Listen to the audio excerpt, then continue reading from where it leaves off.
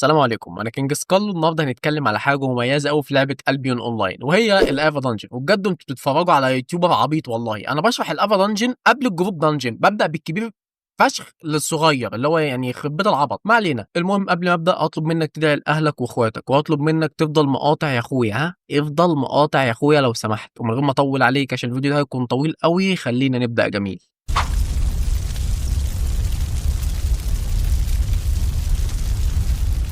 يا جميل، يا رب تكون كويس في احسن حال ان شاء الله. عايزك تصحصح كده وتركز في الكلام عشان اللي جاي ده حوار كبير قوي. انا عايز افهمك حاجه الاول. الافا دانجن ليها حاجه اسمها ميتا، يعني الطريقه اللي بتلعب بيها جوه وبتاخد بيها الموبات والبولات والبوسات عموما، وبتعتمد على الاوف تانك او المين تانك بشكل اساسي والاركين وحاجات تانية كتير. وفكره الفيديو او فكره الفيديوهات بتاعت الافا دانجن اللي انا هنزلها ان شاء الله ان انا هنزل مجموعه من الفيديوهات. اول فيديو هيكون ده تعريف الافا دانجن وفولات، وبعدها يكون في فيديو لكل بص في الافا دانجن، ومع كل بص هقوله هشرح مجموعه بولات في الافا او مجموعه موبات، يعني ازاي بتاخدهم في الافا. يعني مثلا لو هتكلم على الدانس كوين وده بص في الافا مثلا، هتكلم معاه ازاي تجيب البولات اللي قبليه او البولات اللي في الاول خالص او البولات اللي بعديه، وهكذا بقى في كل فيديو ان شاء الله. وان شاء الله يعني مثلا في 4 أو 5 فيديوهات اكون شرحت الافا دانجن كلها. بس انا بقول لك من الاول اهو، انا مش مسؤول عن اي تغيير هيحصل في الافا دانجن باي شكل من الاشكال. انا منزل فيديو دوم في التاريخ اللي قدامك دلوقتي، فانا مش مسؤول عن اي تغيير هيحصل في المستقبل. حلو حلو. دلوقتي خلينا نبدا ونشرح الافا دانجن كلها. اول حاجه، الافا دانجن نوعين، نوع انقرض تقريبا وده ال20 مان او ال20 نفر، ودي بيكون في من 15 ل 20 نفر جوه الافا. وفي العادي بيلعبوا افا 8 2 او 8 3 وبيطلعوا من البورتال عادي، وده مالكوش دعوه بيها عشان يعني بصراحه انا بشوفها فكره فاشله جدا، وده رايي الشخصي يعني، ولا فيهم ولا فلوس دي بالنسبه لي يعني. وفي بقى على الناحيه الثانيه حبيبه الكل ال10 مان افا، ودي بتعتمد على 10 اشخاص بيدخلوها ببلدات عاليه جدا عشان يقدروا يخلصوها. واي بارتي بتعمل ار ام تي بتلجا لاسلوب ال10 مان افا طبعا. ولو ما تعرفش يعني ايه ار ام تي شوف الفيديو ده. بس ما علينا، انا بس بشرح كل حاجه عن الافات. المهم ان ال10 مان افا بتعتمد قوي ان يكون معاك دي بي اس عالي جدا، عشان كده ما تستغربش لما تشوف اسلحه زي دي كده مع الناس اللي بتلعب تيم مان افا، لان هم بيحتاجوا اعلى دامج ممكن عشان ما ينفعش البولايه تطول نهائي معاهم. فتعال اقول لك هتحتاج بول ايه وبيلد ايه معاك، واحسن اسلحه للدي بي اس في الافا دانجن.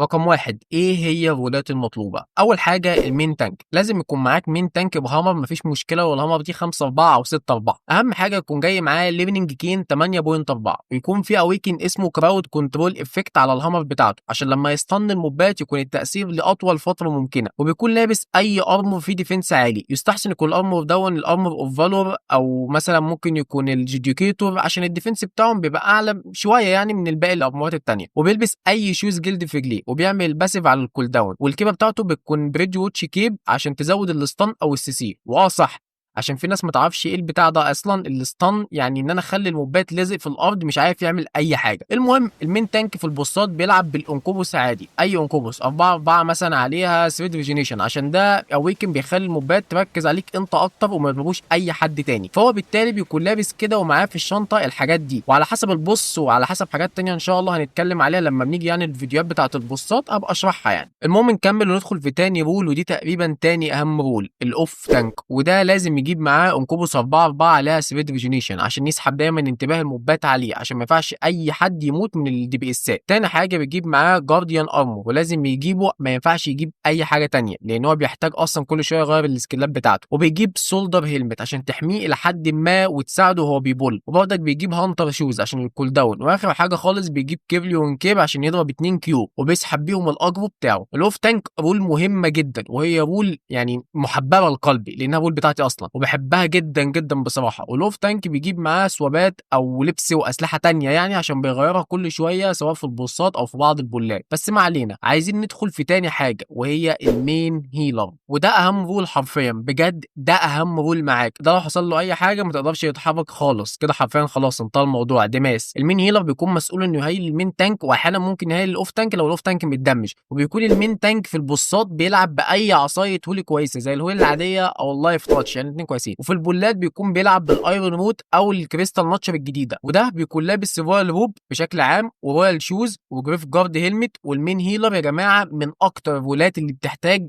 فهم عالي جدا للبوصات عشان يعرف ياخد بوزيشن يعني يقف يعرف في مكان ما يتدمش فيه من البوص، ويسمع الكول صح لان هو بيعمل حاجات كتير جدا. صح، الهيلر بيلبس رويال جاكيت لو هتلعبوا بالميتا الجديده بتاعت الهيليون هود، بجد الميتا دي حلوه قوي. ما علينا ما علينا، المهم ندخل في اللي بعده وهو الايرون روت. الايرون روت مسؤول عن توزيع واعاده تدوير الدمج المهدر. خلينا افهمك، الايرون روت بيعمل زي لينك كده مثلا بين موبين، موب وموب، فبيخلي الدمج اللي بيجي يبقى عباره عن لوب، واي دمج يجي الموب فيهم يروح للتاني، فلو الاثنين بيتدمجوا الاثنين هيموتوا اسرع. الايرون روت رول سبورت، يعني بيجي رويال جاكيت وهانتر شوز واساسن هود، واحيانا ممكن يجي درويد كول عشان يرجع المانا للبارتي، والكلمه في الطبيعي بتبقى سيت فور ديكيد، بس دلوقتي الميتا بقت متغيره فعلى حسب الليدر هيقول لك ايه. وعلى فكره الايرون روت رول سهله جدا ومهمه جدا في نفس الوقت، وتقريبا ممكن اي حد يلعبها لو هو هيعرف يلينكس كويس، يعني لينك الموبات كويس، وهي بتكون من اسهل الرولات في الافا، ما عدا لما واحد صاحبي اسمه بلاك باندا مسكها. اول ما لعبها من هنا بقى يا عيني بيكون في مكان الليدر تقريبا، بيليد الجواكت والمانا والديفنسات والجارديان هيلمت. نقول ايه؟ طب ما نقول ايه، الليدر اللي كان معانا كان بهيم. دلوقتي بقى ندخل في اخر كور رول معانا وهي الشادو كولر. وكور رول هنا عشان لو محدش يعرف يعني الرولات اللي انا لسه قايلها دي كلها الرولات اللي هي بتعمل حاجات اساسيه. المهم اخر رول معانا هي الشادو كولر، وده على حسب اللي طالع ديباف ولا طالع يطلع دامج. لو ديباف فبيلبس تقريبا نفس لبس الايرون روت، بيلبس كالت صندل بس ده المختلف في رجله، بس نفس هو الكيبليون كيب والرويال جاكيت والاساسن هود وبرضك الدرويد عشان لو المانا وكده. ولو دي بي اس فالبيلد بتختلف بقى ساعتها تماما. وبالنسبه للدي بي اس فانا مش هقول بيلدات لان دي محتاجه فيديو ساعتين تقريبا ولا حاجه، بس هقول الاسلحه اللي بتيجي في الافا دنجن واحسن اسلحه. رقم واحد معانا اللايت كولر، رائع جدا خصوصا في اللافات ال 8 3 وال 8 4. اتنين اللي تشيل هول، تقريبا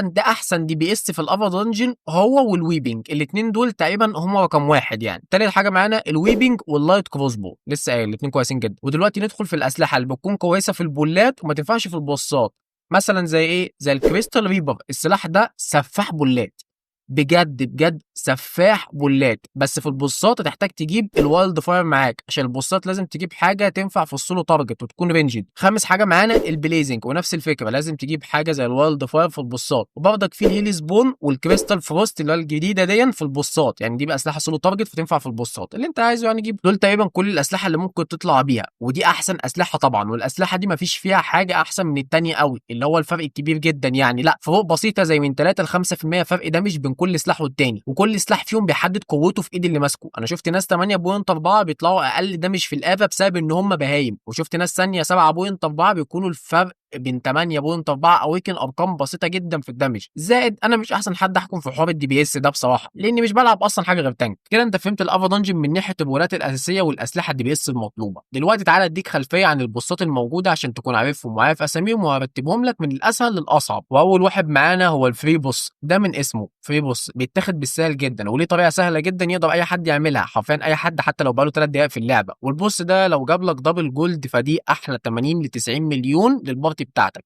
المهم ندخل في تاني بوس وهو النايت كابتن. ده بوس جميل مش بيحتاج شغل عالي ولا سكيلاته عبيطه وبتطلع دامج مفرط، لا هو سهل جدا تعمله وتدوج وتظبط الديفنسات بتاعتك فيه، واكتر بوس بيتكرر معاك في الافا اساسا، او من اكتر البوسات اللي بتتكرر معاك في الافا، وزائد انه سهل جدا بالنسبه للمين تانك وبالنسبه للبارتي كمان. وتالت بوس معانا هو الكونستراكتور. عارف ان في ناس هتستغرب اني شايف الكونستراكتور اصعب من النايت كابتن، بس الفكره اني بقارن هنا الصعوبه على حسب تكلفه الخطا، يعني اللي هيغلط قدام البوس التكلفه هتكون ايه. فانا شايف ان الخطا قدام الكونستراكتور في البارتي مش بتعرف تدوج كويس او في توقيت مش كويس هيكون الخطا مكلف جدا. المهم ومن اول اللي جاي ده احنا هندخل في الجد قوي، عشان اللي جاي ده هو اللاست بوس. ده مش صعب على المين تانك او الاوف تانك، ده صعب على البارتي عشان لازم البارتي تتجمع على بعض وتعمل حاجات تانية كتير. طبعا انا هشرح كل بوس بيتاخد ازاي فمش لازم اقعد اهبد دلوقتي كتير. المهم ان اللاست بوس زي ما قلت صعب بس البارتي، ولازم تاخد بالك كويس وانت بتاخده عشان ما تموتش، ولازم المين تانك يفضل محافظ على الاجرو ويكون الديفنسات لو الاوف تانك اللي معاه مش حافظ حركات البوس، وقصدي هنا بحركات روتيشن، بس انا عارف ان مفيش ناس كتير تكون فاهمه يعني ايه روتيشن يعني. وخلينا نروح للي بعده وهو البازي، وده بكل بساطه هيتقال في كلمتين: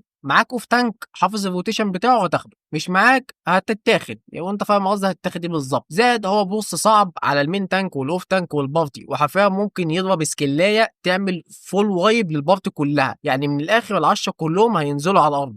بس مهما عمل مش هيكون زي الدانس كوين دي حرفيا، وبدون اي صيغه مبالغه. بص ابن 60 في 70 بجد، بص بيض وصعب جدا وبيحتاج تركيز شديد جدا من على المين تانك والاوف تانك، خصوصا في الطريقه اللي بلعب بيها انا. بس هو في طريقه تانية كده نفسي اجربها، بتكلم عنها في فيديو دانس كوين. المهم الدانس كوين قويه جدا جدا، ليه؟ عشان هي ميج، فبالتالي هي بتطلع دمج عالي جدا جدا، فبيحتاج تركيز عالي قوي من كل البارتي حرفيا. والبوس ده عنده القدره ان هو يعذب البارتي كلها، مش يعمل لك فول وايب، لا يعني يعذبكم، مش يقتلكم كلكم مره واحده، لا يعذبكم حرفيا.